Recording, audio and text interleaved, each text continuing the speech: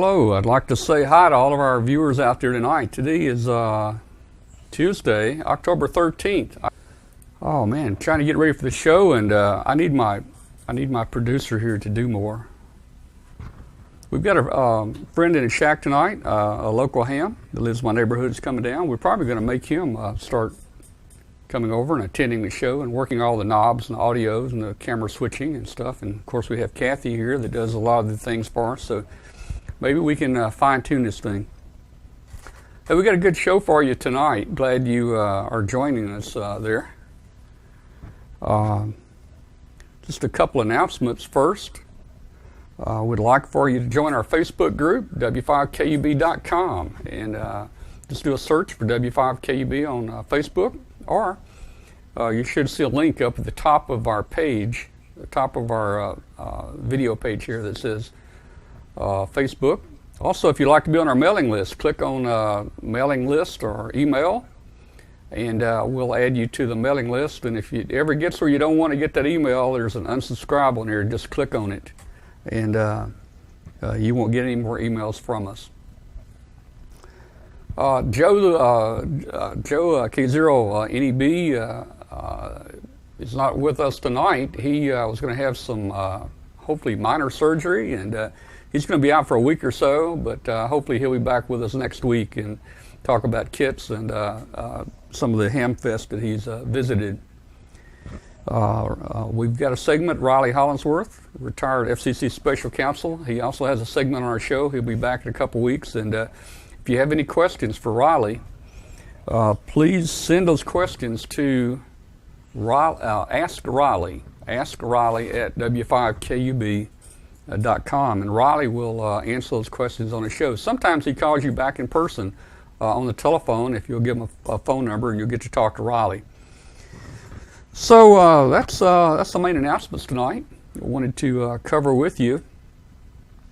We've got I think a good show tonight. We've got our guest tonight is Paul Ewing, N6PSE. Paul is a retired information technology and security consultant. He's got a bachelor's and master's degree from St. Mary. He's been a ham since 1962, I believe. Is that right? 1982. I'm trying to read my little teleprompter here. Yeah. Okay. Actually, I don't have my teleprompter on tonight. 1982. Okay, but he is a serious DXer, and he's been to many DXpeditions, and he's got some great thoughts about that. He's going to show us a lot of pictures and everything. He's the founder of the Intrepid DX group.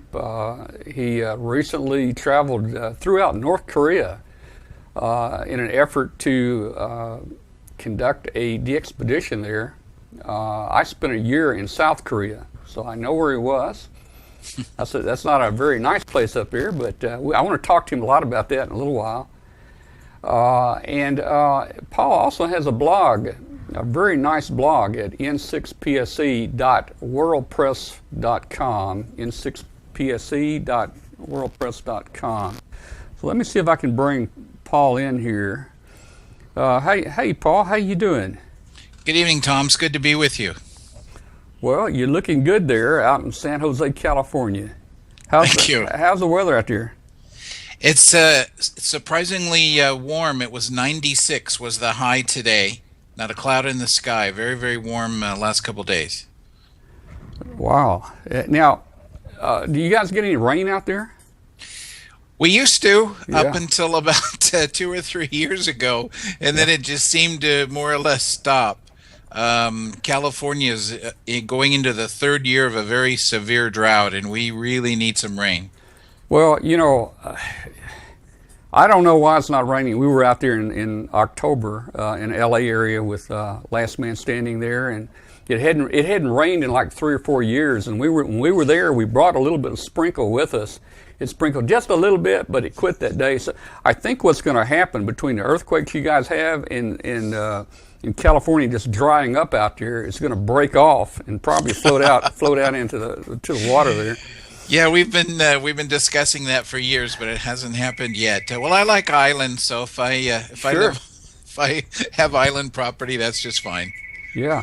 Well, let's talk about, you've got a little bit different view. We're going to talk about DXpeditions tonight, and I think you have a little bit different view on these big DXpeditions, or how to get into them, or how to operate. I think you're more of a making it simple and back to the basics and things like that. You want to talk a little about that first? Yeah. Well, in the last 5 years, I've been fortunate to participate in about 8 or 9 DXpeditions now, and in doing so, you make friends and you learn things. You learn how various groups do things, and so my group, the Intrepid DX group, we like to activate rare and remote places, and we like to bring good radios, big antennas, big amplifiers, and we keep everything else very simple. We really try to avoid having complications, and that formula has worked real well for us. Well, some of these DXpeditions can be very expensive, and I mean the logistics, and you got to kind of know somebody to get in there. I mean, the average person just can't go and say, "I want to go on a DXpedition," can he? Well, unfortunately, there's some truth to that, Tom. Going back in 2009, I wanted to join the DXpedition fraternity. I wanted to go on a DXpedition. I asked people, how is it done? How do you get to join? I got some kind of mixed bad advice.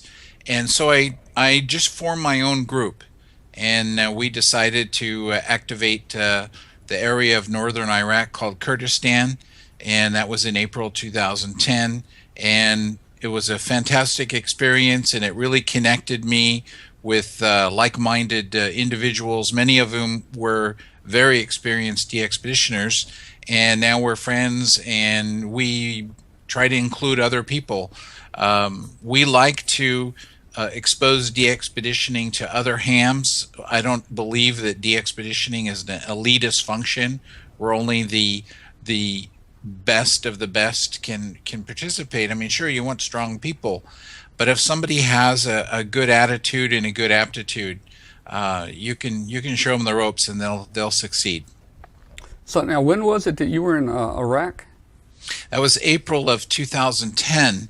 The war was still raging there, but there's a little small corner up in the border area with Turkey and Iran called Kurdistan.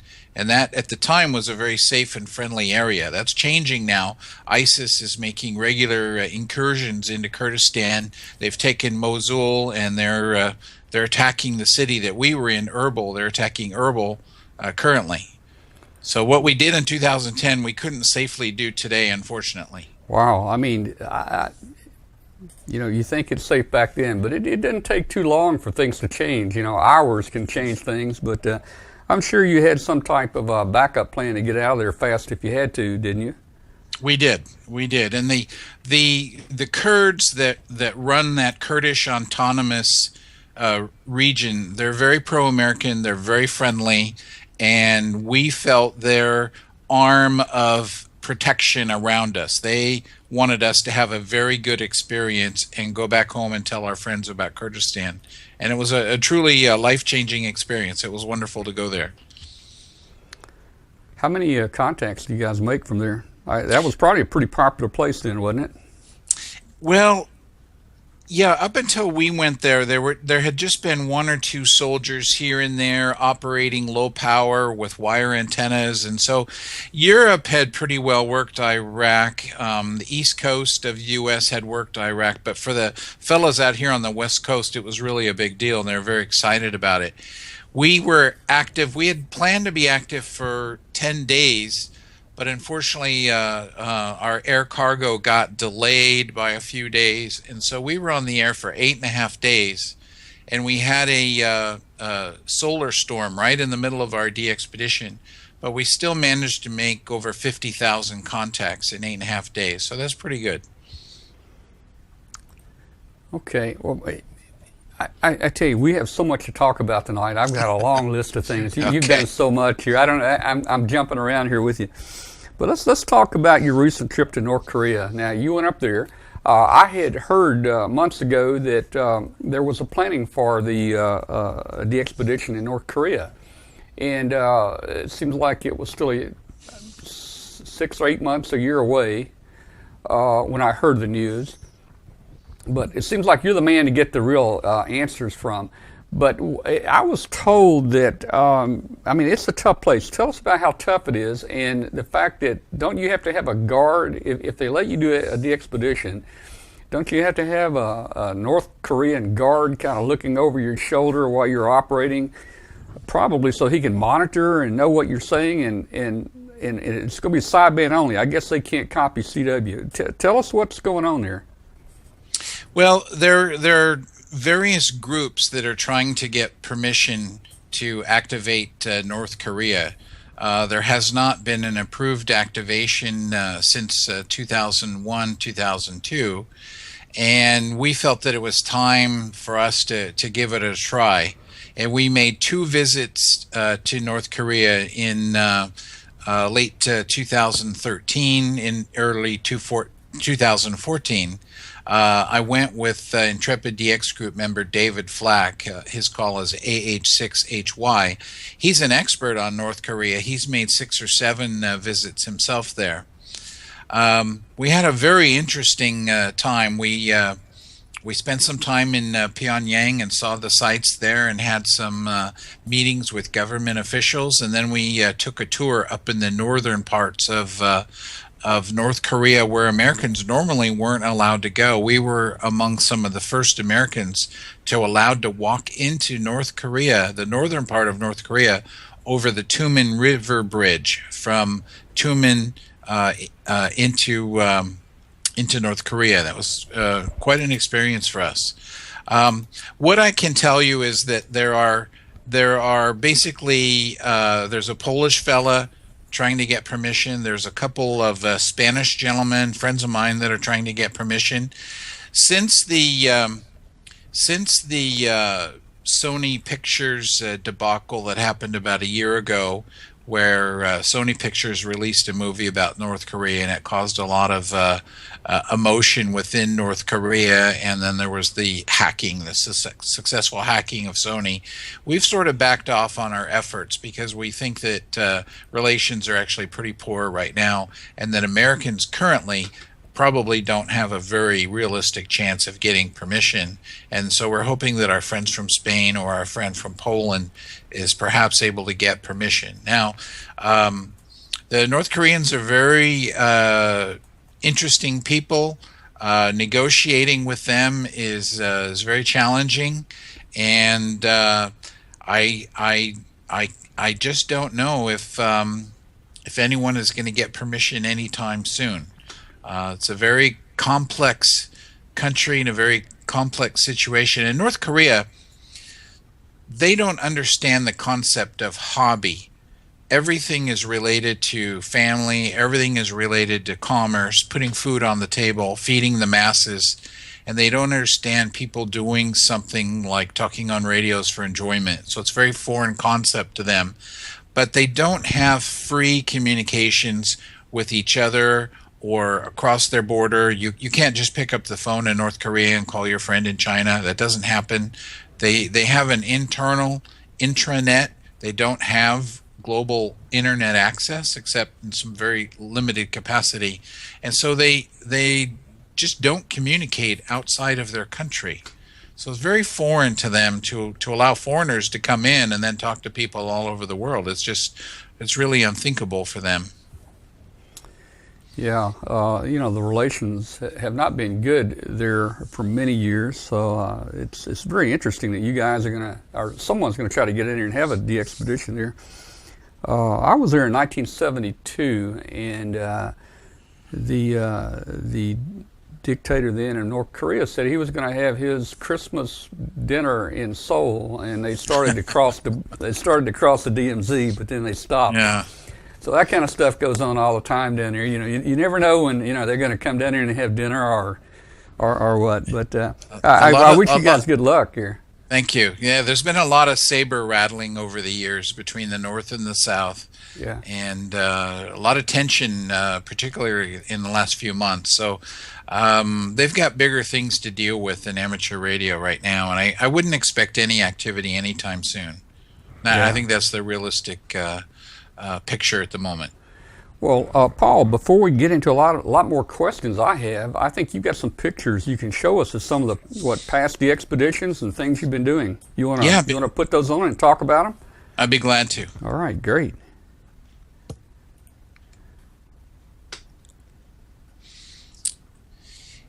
Okay, can you see the photograph here of the handsome gentleman in the yellow shirts and red caps? We do, and I'm gonna go right ahead. I'm gonna make an adjustment with the camera, but you go right ahead. I need to frame it a little better. Tom, this is my first DXpedition team, the YI9PSE group. This photograph was taken just as we shut down our operations from the Khanzad Hotel in Erbil, the Kurdistan region of Iraq.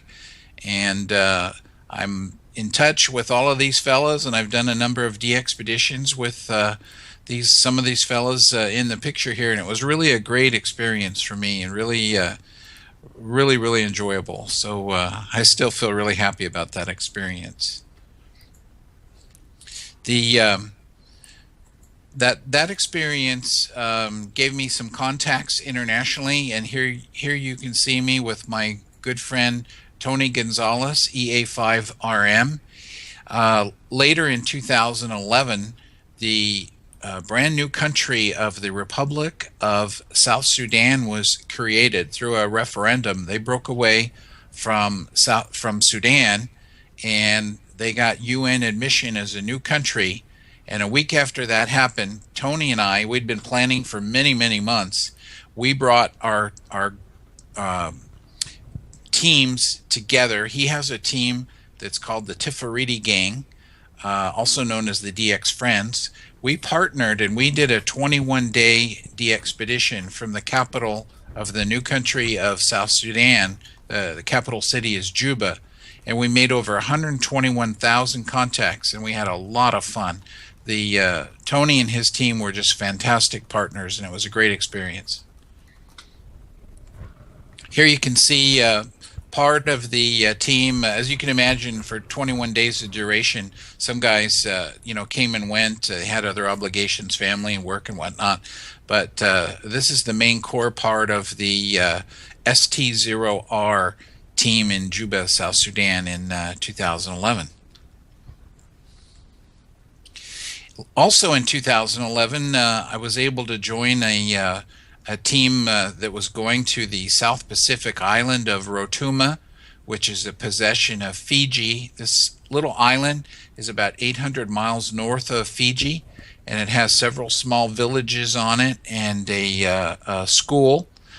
And not only were we able to do a DXpedition, but we were able to meet daily with the kids in the high school and with their teachers, and we taught them about ham radio. We set up a club ham radio station at the Rotuma High School, and we gave the kids actual on-the-air instruction. Here you see my friend David Collingham, K3LP. He's got his headset in his hand there, and this young lady is actually making contacts with people all over the world from Rotuma High School, or from the Rotuma, what would become the Rotuma station. And it was really exciting event for these kids. Here David is showing the kids how to do some logging, and we brought VHF walkie-talkies, and we were actually making QSOs with the kids before we got them on the HF bands. So really terrific experience. We call that youth development, and wherever we go where there's a youthful population, we try to expose them to ham radio. Anything we can do to promote ham radio and goodwill, we tried to do it. Later in 2011, a small group of us went to Addis Ababa Technical University in Addis Ababa, Ethiopia. The fellow there on the far right of the picture, that's the late Sid May. His call was Echo Tango 3 SID, and he was a volunteer mentor there at the university, and he ran the club station. and he asked us to come and administer an American amateur radio exam program. His kids had been preparing and studying for months, the students, and we were all volunteer examiners. And so we went there and gave the kids a little bit of coaching and mentoring, and then we administered technician, general, and extra class licenses to these kids. Very, very bright kids. These are the best and brightest kids of Ethiopia, and it was really fun. In our spare time, we got to use their club station. They have a terrific station there, and here you can see our team member Darko Russman on there working CW, making contacts. So it was a lot of fun. So 2011 was a busy year with a lot of activity, whatnot. This photograph here is the 7 Oscar 6 Tango DXpedition team. This is in May 2012. We operated from Socotra Island, Yemen. The team was a mix of Yemenis, Americans, and Russians. And our Intrepid DX group vice president, Dave Collingham, K3LP, was the co-leader, along with Intrepid DX group member Dimitri, RA9USU, who was the leader and who very deftly worked with the Yemeni government to get permission. This was a very, very intensive, laborious negotiation that took a lot of time and effort. Yemen hadn't had any radio activity in a long time, and it took a lot of trust and respect to make that DXpedition happen. So I'm very, very delighted to be a part of it. In 2 weeks, we made over 156,000 contacts from Socotra Island. That's just incredible. I still feel tired about that experience. Wow. It was really fun to stay in the capital of Sana'a. At the time, it was very friendly and somewhat safe. It's all changed now. There's kidnappings and terrorism and whatnot going on. But here's a photograph from my hotel window of the old part of Sana'a. I see a great place there to put a antenna. Yeah, it's interesting. It's a city that's in a bowl. There are very high mountains all the way around. So that's actually why we didn't choose the capital for the DXpedition. We actually flew about an hour south, and we were actually on a little island that was off the coast of Somalia, and it's called Socotra Island, and very, very interesting place. So I'm very glad that I was able to go to Yemen, and I regret that things have declined there to where we cannot go today. Another DXpedition that I was invited to join, our leader was Harani Milosevic, YT1AD, and a lot of my friends, we joined up together to go to Conway Reef about this time of the year in 2012. And we had a lot of fun there. I think we made about 77,000 contacts.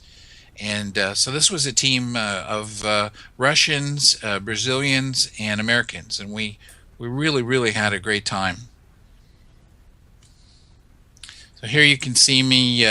Look at this shack here, and look at the view out the tent flap there. You can see the lagoon. That was our swimming spot every day. We'd take a break from our shifts and go out there for a swim, do some snorkeling and whatnot, and just the most beautiful, pristine place you could ever imagine. A lot of wind, a lot of birds and whatnot, but really just paradise. Later in 2013, I was invited by my good friend Zorro, Japan Hotel 1, Alpha Japan Tango, to join his DXpedition team in the country of Myanmar, formerly known as Burma. That was just a fantastic experience. I'd always wanted to go to Myanmar, and just a terrific team, terrific experience, lots of neat things to see. This is Golden Pagoda in the capital. It's called Naypyidaw. It's a very, very religious country, very peaceful, very friendly. Probably one of the nicest places that I've ever visited. And when we were there, President Obama had visited just months earlier, and there were still a lot of American flags flying throughout Burma, and people were really happy, and they wanted to talk to us about America and their feelings. And so America really has a friend there in Myanmar. Here's the team. This is a mix of Americans, Brazilians, Japanese, a couple of folks from Thailand. So really, really great experience there in Myanmar.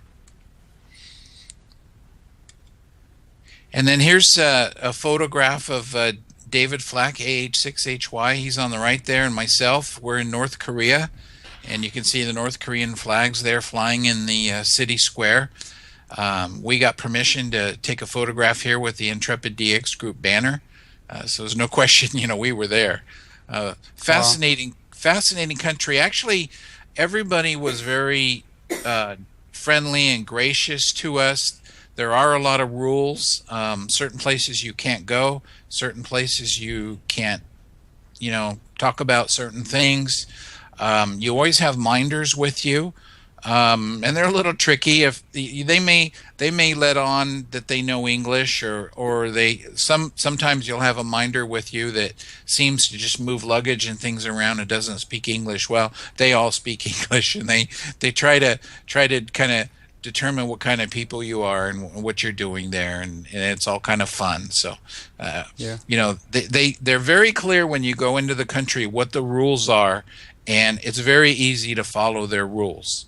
So people that get in trouble, in my view, are people that are maybe looking for trouble, looking for notoriety, or just really have some sort of attention deficit to where they just really want to go to jail. So if you follow the rules, you're fine. So what we find, we try to do at least one DXpedition per year, Tom, and what we find is that we have to try for a lot of different places. So, we went to North Korea. So far, we haven't got the green light. Another country we just recently visited here just a year ago in October 2014, Intrepid DX Group members Dave Flack, myself, and David Ritchie went to Iran. And we had a very nice visit in Iran. We got to tour around, meet a lot of people, very, very friendly people, very gracious, very hospitable. We sensed no anti-American sentiment whatsoever. We did talk to them about doing a DXpedition there, and while we were there, we learned that just a week earlier they had given permission for a European group to do a DXpedition. That was the EP6T DXpedition group that was active just earlier this year in January. So we missed our shot, but we had a really great time in Iran, and I'd love to go back. It's one of the most interesting places that I've ever visited. Another very interesting place that I've visited, Tom, along with my friend Dave Collingham, K3LP there on the left, is the Mount Athos, a religious enclave of Greece that in ham radio world it's its own entity, and the monk there in the middle is the famous Monk Apollo, SV2 ASP. He's the only active ham on HF in the this autonomous region of Mount Athos, and so we had a nice visit with him. Unfortunately, we weren't able to get permission to do amateur radio there. It's a very, very difficult, complex situation there, a little bit emotional. But we haven't given up, and we have an invitation to come back. So it was really fun to visit Mount Athos. Our last DXpedition was with the SAISA team of Japan, run by Zoro Miyazawa, JH1AJT, there's Zoro in the middle. In March of this year, a group of Americans, our Russian friend Dmitry, and the Japanese, we activated Eritrea as E30FB. Zoro did a lot of work. It was very difficult to get permission to do amateur radio there, and it hadn't been activated in about 15 years. And Zorro invited me to be his co-leader and bring some Americans, and trying to think. I think we made. Now I can't remember the exact number of contacts, but I think it was around 68,000, I believe, is what we made. I could be wrong on that, but very great experience. Eritrea is essentially a closed country, a lot like North Korea. They don't have tourism. You actually can only get a business visa there. You can't get a tourist visa, and there isn't any tourist infrastructure, and so it made it a little bit challenging. Tom, the next place the Intrepid DX group is going to, if you see those red arrows up there on the upper right-hand corner, in January of 2016, we're going to go to, the team is going to meet in the Falkland Islands, and we're going to board a research and exploration vessel called the RV Braveheart. And we're going to voyage 8 days to South Sandwich Island. We'll be on South Sandwich Island for 10 days, and including our setup and teardown time. And then when we're done there, we're going to voyage 3 days to South Georgia Island, and we'll also be there for 10 days. And then we'll return to the Falkland Islands on February 14th. So we're very excited about that. This is a very harsh, cold climate. This is southern Thule Island, which is the island closest to the South Pole. In fact, it's much closer to the South Pole at 59 degrees than either Heard Island or Bouvet. So really remote place, very, very harsh climate. And we really hope that we experience calm seas and good weather. And so we're very fortunate to have a really great team. We've got a lot of great sponsors helping us out. Elecraft, a local company here in California, DX Engineering, Radio Sport, Force 12. So we're very, very excited, and our plans are coming together very, very well.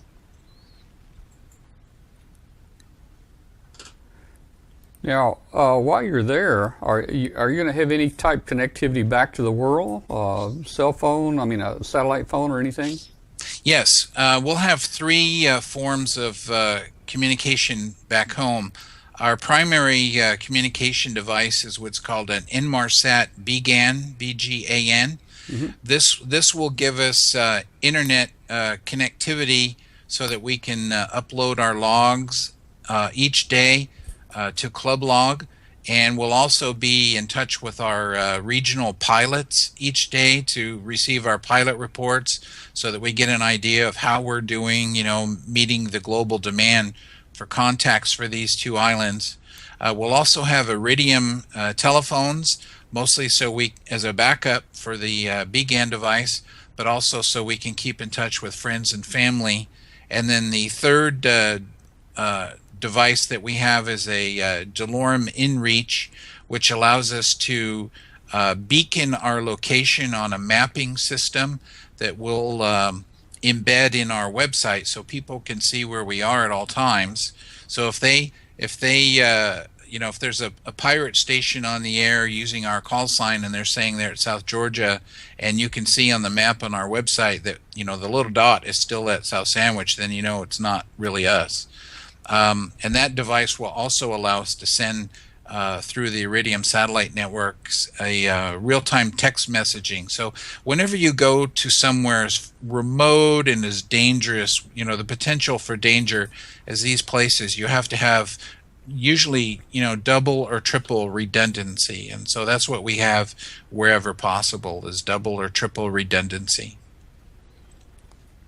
I'm sure you guys have a operating plan for these things that cover a wide range of things. For example,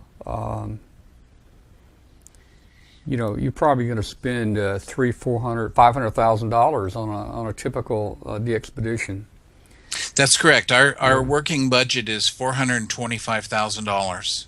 Yeah. So, I hope it never gets to this, but it has happened out there. That your plan cover if somebody dies or I mean, are you going to continue the DXpedition? Are you going to send the body back? How do you guys handle something like that? I mean, I know it sounds pretty bad to talk about, but this is real life, you know. Yeah, no, we've had that discussion with the government. We actually had to go through quite an elaborate permit process to get our permit, and part of our permit approval process was that we would have physicians on our team, and we're very fortunate. We have two very, very experienced ham radio operators that are also very, very experienced emergency physicians. We're also carrying complete medical kits, including a automatic defibrillator device. So we're pretty well set up. Now the government has said that if anybody should expire on our trip, that we're to radio the government right away, give them our coordinates, let them know who it was and what the circumstances were, and then they will give us further instruction. They may tell us to return to the Falkland Islands right away. They may tell us to put the person in a body bag and put them in the freezer on the Braveheart.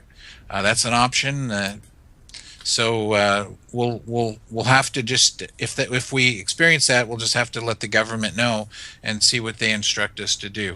Now the Braveheart, the Braveheart, isn't that ship one that a lot of different DXpeditions use? I've heard that name, I think. It is. It's been used by many DXpeditions. They specialize in expeditions of this type. They're very friendly towards hams. They understand us, what we want to do, what our priorities are, and they're traveling a long way from New Zealand. That's their home port in Tauranga, New Zealand. They're traveling halfway around the world to meet us in the Falkland Islands. And what it really came down to, we found a lot of boats that were willing to go to South Georgia. South Georgia is a very nice place, easy to get to. There's really no accommodations or anything there, but it's just a beautiful place with better weather. South Sandwich, on the other hand, is a very nasty place, and you have to pass through the Drake Passage to get there. And we started talking to other boats before the Braveheart, and what we found was when it really came down to it, only the Braveheart was willing to take us to South Sandwich Island. They had been there before. The government was very willing to permit us going on the Braveheart, but we could find no other ship that was willing to go to South Sandwich Island. I find that very interesting. Now, will the Braveheart drop anchor and stay out there with you guys the whole time? Yes, they will. Yeah, they'll actually come ashore each day as much as possible. They'll bring fuel for the generators, and they'll keep us supplied with food on the island.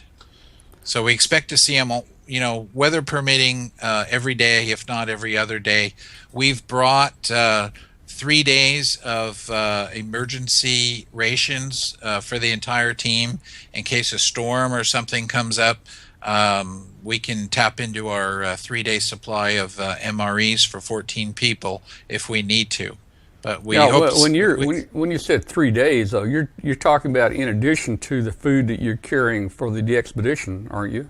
That's correct. It's just for an emergency. But if a big storm comes up and the Braveheart can't get to us for 5 days, well, we'll ration out our rations to cover that 5 days. Oh, okay. Yeah. We've got a question in the chat room. Bruce, KC2YEJ, wants to know, how do you pick the guys that go with you? And this is where you guys are a little different than some of these bigger DXpeditions, I believe. Yeah, so we it's a good question, Bruce. We have our core team, guys that have gone with us on various teams, guys that have said, hey, let me know if you're going to go somewhere. I'd love to join you, that type of thing. We had reached out to some guys that said, hey, I'd really like to go with you, but I've already committed. I'm going to go to Palmyra Island, or I'm going to Chesterfield Island, but I can tell you I recommend this guy, and we'd contact that guy and, bring them on board. So we've actually got a couple guys on our team that are very strong contest operators, and this is their first DXpedition, and we're just delighted to have them because they've got that aptitude, they've got their skills, and they have a great attitude. So we know they're going to do really well. and I think they're in for a great adventure and possibly the experience of their life. Chris, EB9SY, wants to know what type food you guys will be eating while you're out there. You know, it's interesting because I've had a lot of contact with Nigel Jolly, the owner of the Braveheart, and you know, there's things that are really, really important to us and to my group, but I know my group very, very well, and they'll eat anything, and that's basically what I've told Nigel is just give them warm food, give them some soup or something, and they'll be happy. We're not gourmets. We don't need anything fancy, and so I know we're going to have some barbecue. We're going to have you know, various things that all of the food is coming from New Zealand, so. I expect there'll be some sheep and you know, whatnot, but it's really it hasn't been a real important topic. You know, so far there've been so many other important things. So we know we're going to get fed well. The Braveheart has a fantastic reputation, and you know, what we eat is the least of my worries. Well, you know, but if you look at some of us hams, food is important to us. You know. Oh, yeah, no, myself included. In fact, one of the reasons why I like going on DXpeditions, Tom, is I always lose 10 pounds on a DXpedition. It is the most fun way to lose weight because usually you're eating a lot, you're drinking, you know, coffee and tea, but it's very physical, and you're just really not thinking about food. And I love it. I come home and I lost, you know, 10 pounds and I feel good. And it's just one of the many aspects of DXpeditioning that I like. Well, and talking about that subject there, you know, I saw where the average age of your group is about 59 years old. These aren't young guys, you know, going out there. That's correct. I think you've got you've got a comment, I think, on your blog about the stamina and the endurance, and you've even got guys getting ready for this, doing cardio exercise, right? I mean, exactly. Tell us how tough it is to get all that equipment unloaded and get there. I mean, this is a big deal. Yeah, it's going to be a really big deal. You know, South Sandwich is known to have a very, very difficult landing.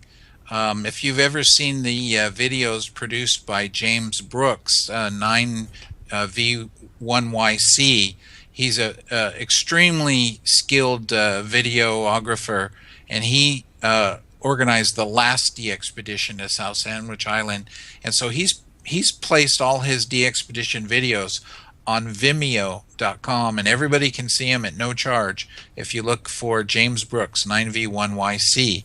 And you can see the landing at South Sandwich. They literally take a Zodiac boat, throw the gear in it, throw some people in it, and just drive it right up on the rocks, just crashing up on the rocks, you know, the waves and everything. Throw a few people and a few bits of gear up on the rocks, and then back off and wait for the next wave and do it again.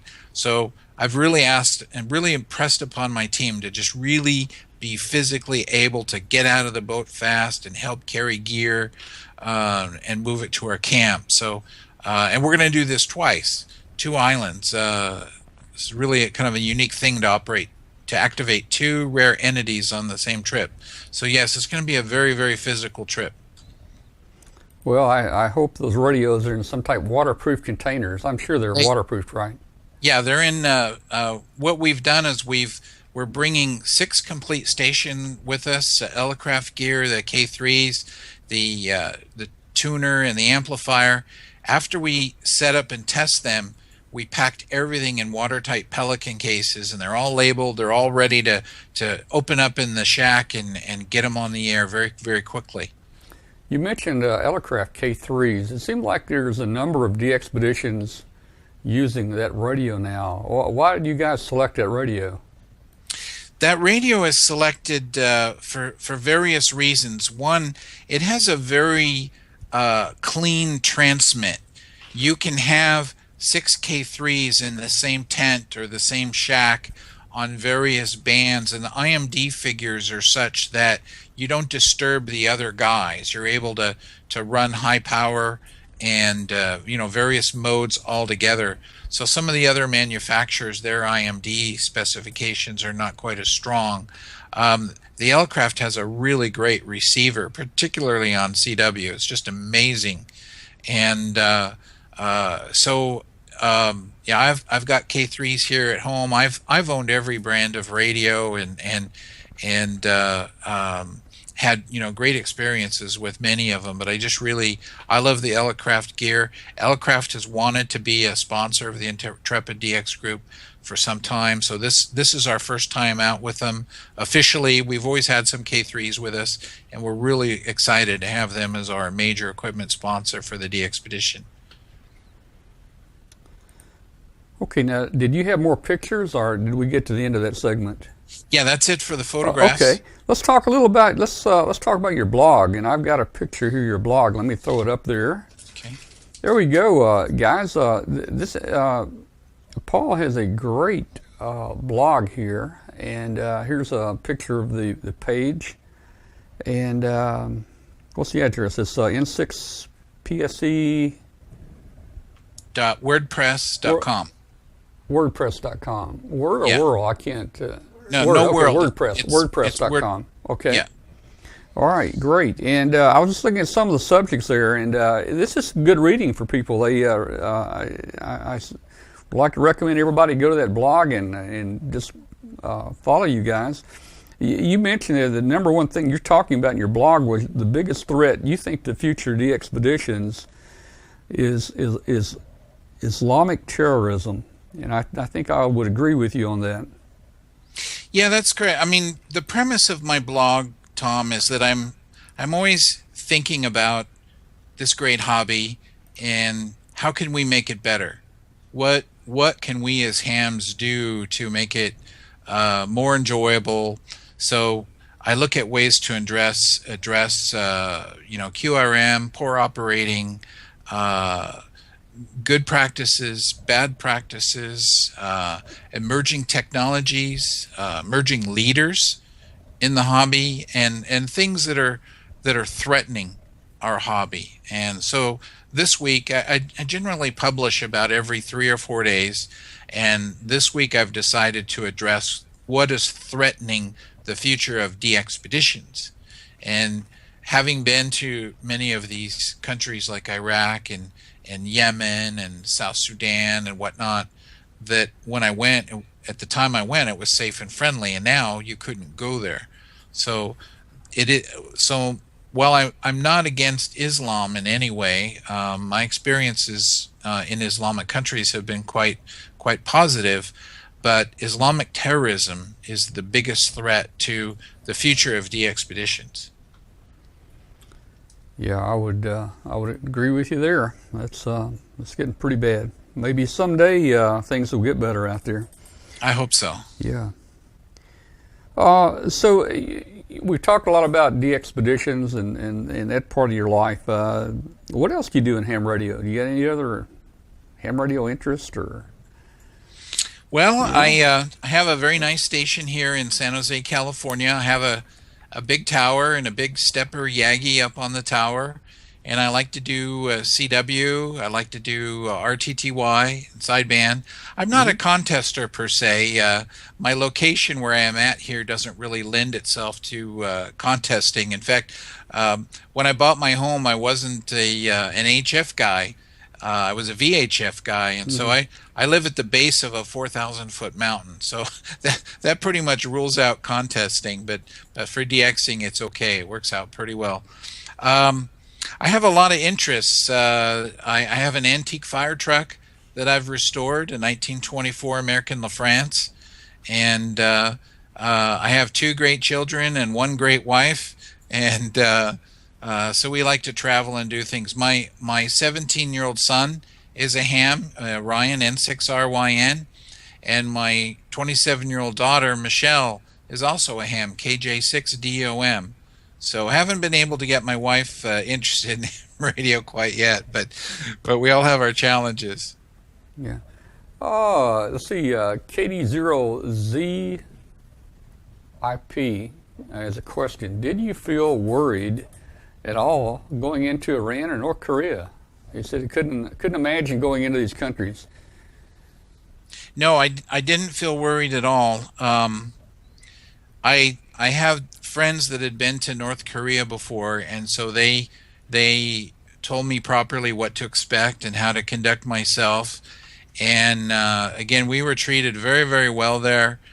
We really had a great time. The North Koreans are very interesting hosts. They give you their perspective, and there's a fair amount of propaganda and whatnot. Iran was really interesting. It's just starting to open up for Americans to visit.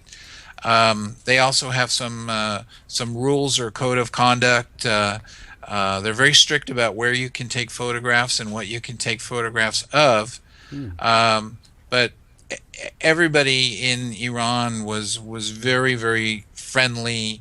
Asked a lot of great questions. A lot of people speak English in Iran. They want to practice their English with you. And both of these countries were very, very, very enjoyable. So I guess Iran, they didn't let you pack any heat or anything like that when you went in, did they? I mean, no, they wouldn't allow that. None of your radio boxes had a 9mm or anything, right? No, okay. But we did get a sense that the secret police were following us. At one time, we were confronted in a subway station. We took a picture of the subway train, and apparently that was forbidden. And some plainclothes policemen came out of nowhere and demanded that we delete our pictures. And later on in the day, we saw those same plainclothes policemen following us. So they keep pretty close eye on Westerners, but that was really about it. Just lost some pictures. That was pretty innocuous. Well, okay, Paul. I've really enjoyed our conversation tonight. A lot of good stuff. Good, I'm glad. We want to get you back on here when you guys get back from your next DXpedition and give us a report on it and maybe show us some pictures. We'd be glad to do that. Yeah. Let's see if there's any other questions real quick in the chat room. I think I was trying to catch them as they were happening. Okay. Well, Mike here, up Canada, VE3MIC, he had heard that most DXpeditions are moving away from Elecraft in favor for flex radios. You know anybody running flex radios yet in the DXpeditions? No, I haven't seen that. I mean, I have friends that have flex radios, and I'm quite familiar with them. I think they're really terrific technology, and clearly software-defined radios are the way of the future. The Elecraft radio is a software-defined radio. It's just in a box with knobs and whatnot. Yeah. But I have not yet seen any flex radios used on a DXpedition. I think the preferred radios are the new Elecraft K3S has just come out, and that's got a really hot synthesizer in it and just terrific specifications. And that will be the hot radio for the near future. Okay, well, great. Well, Paul, again, thank you very much for being on our show tonight, and stay in touch with us. Okay. And keep us updated on all the neat things you're doing with DXpeditions, and let us know what we can do to help spread the word for you guys. Hope you're getting a lot of supporters for your DXpedition. Yeah, we are. Yeah, we've raised about $141,000 from the global DX community. So we're not quite to our goal yet, but we've made a lot of progress, and we're pretty happy and excited. So thank you for having me on, Tom. I really appreciate it. Well, thank you very much, and we will talk to you later. And this is going to be recorded, and it'll be available to watch tomorrow. So maybe you'll get to see yourself. Okay. Good night, Tom. Thanks. Good night. Bye-bye.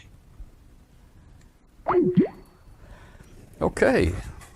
That was Paul Ewing from San Jose, California, talking about a lot of DXpeditions he's been on, and also some future ones coming up. And as you guys know, we've talked a lot about Herd Island DXpedition coming up in March. That's down about 1,000 miles from the South Pole. It's in a different area of the world. But that'll be coming up in March, and we'll have some more updates on that DXpedition soon.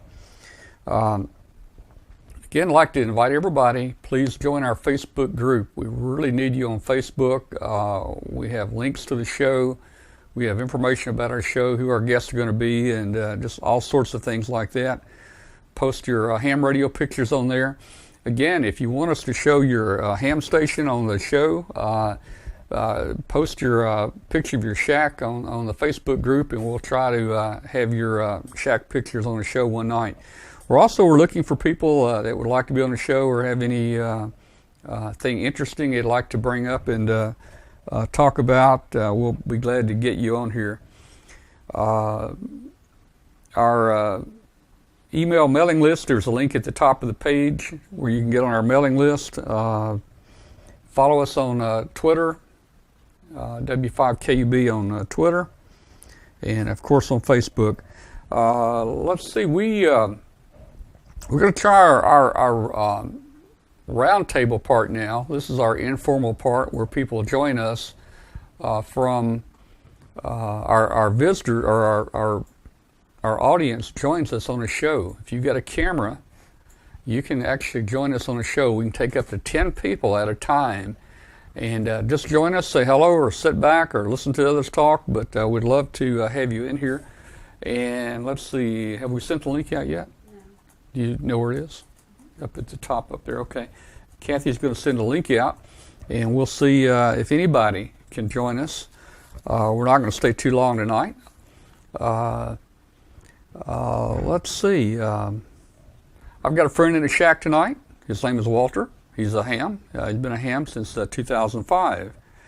And he's been watching the show back behind the camera tonight.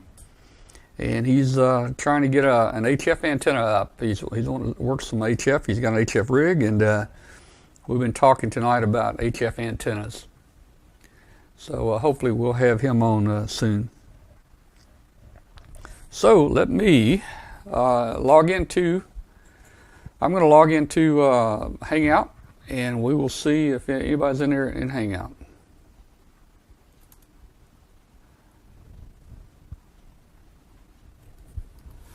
And it'll take me just a moment to get there.